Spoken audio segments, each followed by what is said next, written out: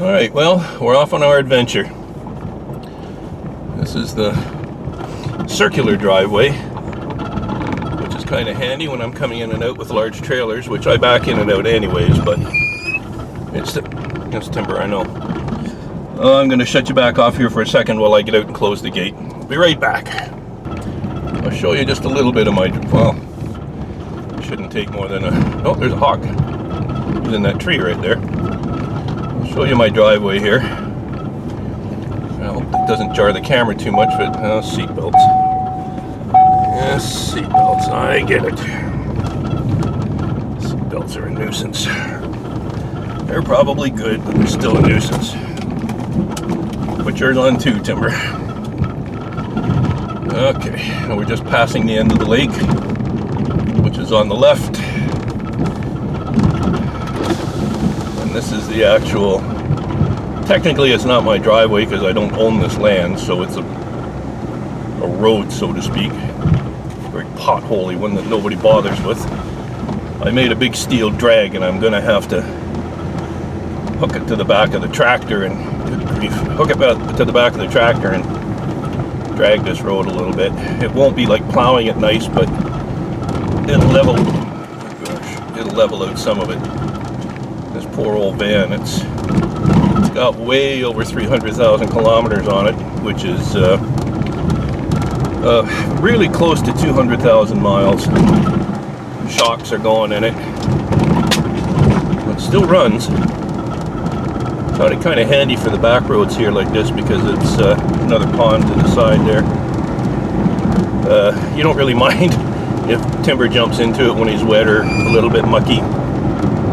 And I'm not that concerned about some of the bumps and so on the potholes of the road because it's this old van's not going to last that long anyways, I don't imagine, but it's still going. Can't beat it. Anyway. So this is, I've never actually, all the time I've been in here, years and years and years, I've never actually mileaged the distance in here.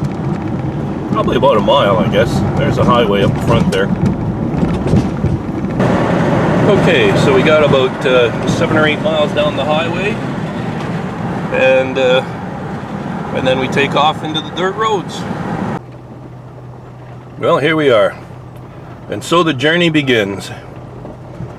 We just left the highway there about maybe a half a mile ago. Timber's on the lead.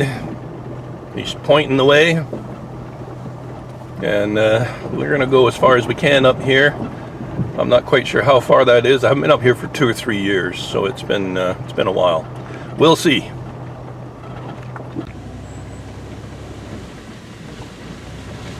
This road is getting rougher and rougher every year. Not used by the loggers anymore. Some hunters. Occasionally a survey crew comes up here, but not much. I can see the road's not looking so good ahead here.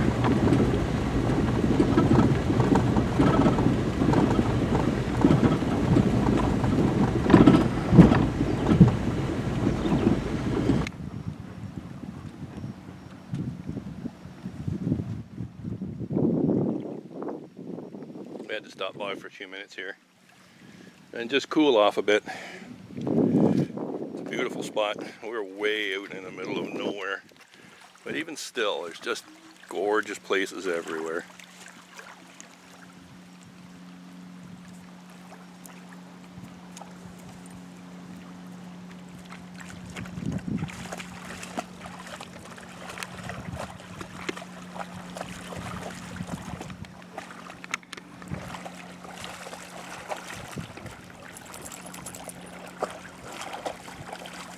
Timber's had a good run, well, walk anyways. He's trotted along with me off and on. He's taken a rest and then let him out again. He's covered probably 6 or 7 miles at least so far.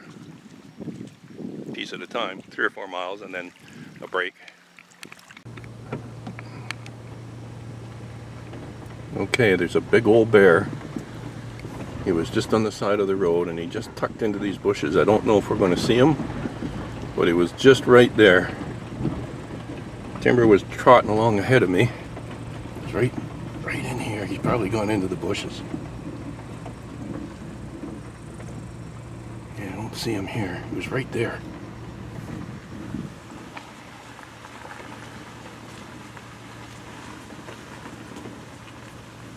Where'd he go?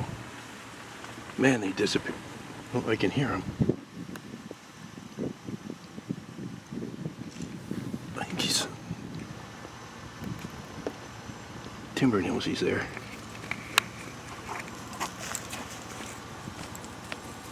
Yeah, Timber can smell. I'm gonna back up just a bit and just shut the engine off and sit quiet. It's possible he'll come back out for whatever he was doing. Shut you off for a minute here. Up here, even though these aren't actually private roads, nobody services them, or at least very seldom. So people make up big drags just like this. And they'll come up here with some kind of a tractor or whatever, and they'll drag this up and down the roads just to level it out a little bit so that they can get in and out of their hunt camps and so on. It's all just done private. As you may have noticed, the road is getting smaller and smaller, and soon it's going to fade away to what used to be a track that won't be passable by the van here, and we're going to have to unload the Argo, and some of these bits of trail have some fair-sized trees growing up through the middle of them, so we're going to have to see if we can work our way around. It's just going to be pretty rough, but we'll give it a whirl as far as we can go.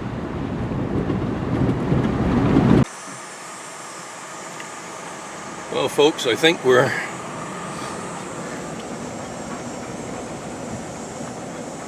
there's not much of a trail after this down tree anyways, so I'm not even going to try to move it. I think we've gone about as far as this van's going to go.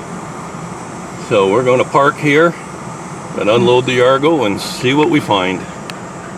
This is where it gets really rough. These areas here, for the most part, are flooded by beavers. Some of them are natural swamps, of course, but they go for miles and miles. And you can be walking through the bush and you come up against one of these things. You may want to be 1 mile across in front of it there, but you might have to go 10 miles around to get to it. You can see the green trees on the other side there, so there's solid ground up there, maybe 400 or 500 yards away, but you might have to walk 2 or 3 miles, or 10 maybe, to get around this mess. I could swallow you up and they'd never find anything. You'd just be gone. People think they're going to come up here, rush out of the city with a go bag, and come in here and find a place and survive. Good luck.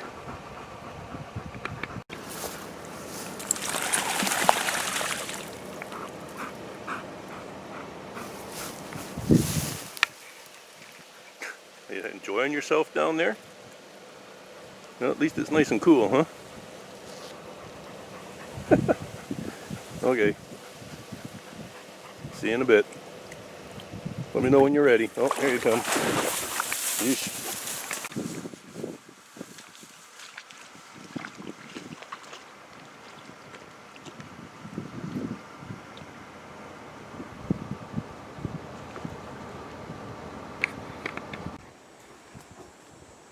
As rough as the country is, there are some absolutely gorgeous places.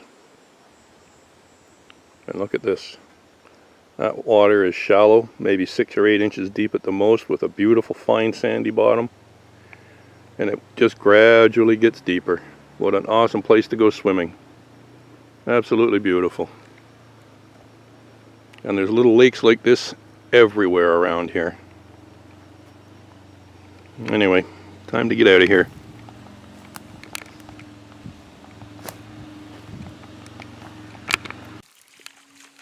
We can be chugging along here through the middle of nowhere, and all of a sudden you come out into a clearing.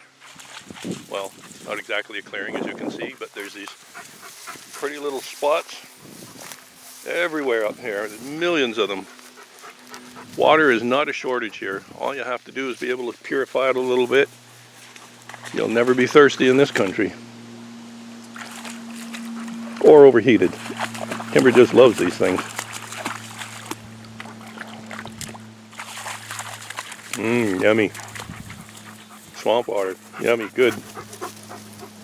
Actually, with all the bulrushes and some of these natural grasses over here act as a filtration, so this is actually probably relatively clean water. No, I wouldn't drink it as it is, but it's not bad.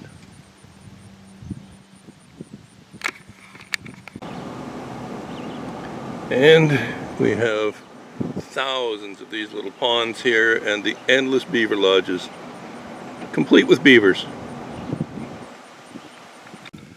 Okay, everything's unloaded. Actually, it's the next morning, and it was a rough trip. The Argo, both front tires are flat. That was a tough trip. And this one too.